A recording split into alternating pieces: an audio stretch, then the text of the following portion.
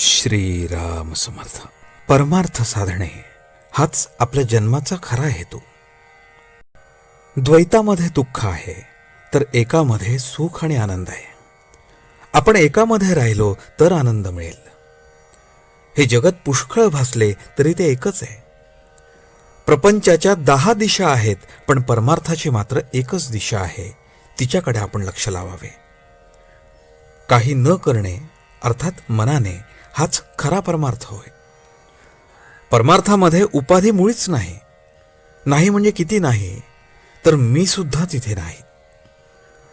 प्रपंच हा द्वैत आहे, त्याचे अवडंबर मोठे असणारच.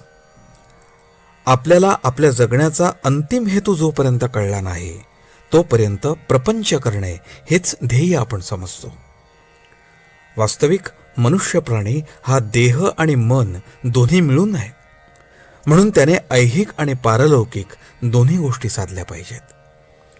परमार्थ साधणे हाच आपल्या जन्माचा खरा हेतू आहे. व्यवहारात द्वैताशिवाय आनंद नाही. म्हणून परमार्थात मानसपूजेत पहिल्याने मी आणि परमात्मा अशा द्वैताने सुरुवात करावी लागते. जोपर्यंत परमार्थ आपल्या हाडीमासे खेळला नाही तोपर्यंत आपल्याला वाचनाची गरज आहे. त्यापासून साधनाला जोर येतो. मन भगवंताकडे गुंतवण्यासाठी काय करावे हे पाहावे. एक बाप आपल्या मुलाला पोहायला शिकवत होता. बापाने मुलाला पहिल्या प्रथम घोट्या इतक्या पाण्यात आणले, नंतर ढोपऱ्या इतक्या पाण्यात आणले, नंतर थोडे आणखी पुढे आणले आणि एक दिवस त्याने मुलाला पाण्यात खेचून घेतले. त्याप्रमाणे आपले गुरु आपल्याला परमार्थ शिकवत असतात. आपण पाण्यात उतरले मात्र पाहिजे. देहाने प्रपंच केला पण तो फळाला येत नाही, म्हणून संतांनी नामस्मरणाचा मार्ग सांगितला. पण आमचे शहाणपण, आमचा अभिमान नाम घेण्याच्या आड येतो. याला काय करावे? हा अभिमान दुसरा कोणी उत्पन्न करतो असे थोडेच आहे. आपल्या ध्यानातही येत नाही इतके सूक्ष्म असे वासनेचे बीज आपल्यात कुठेतरी दडलेले असते. त्यामुळे लौकिकाची अभिलाषा सुटत नाही.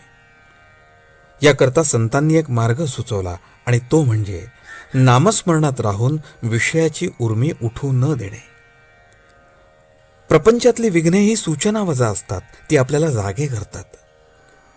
जन्माला आलो ते भगवंताला ओळखण्याकरता, हे विसरू नये म्हणून विघ्नांची योजना असते. विघ्ने ही आपण भगवंताच्या जवळ जाण्याकरताच येत असतात. तेव्हा त्यांना न घाबरता भगवंताच्या नामातच स्वतःला विसरून जावे, हाच परमार्थाचा सोपा मार्ग आहे. आजचे बोधवचन.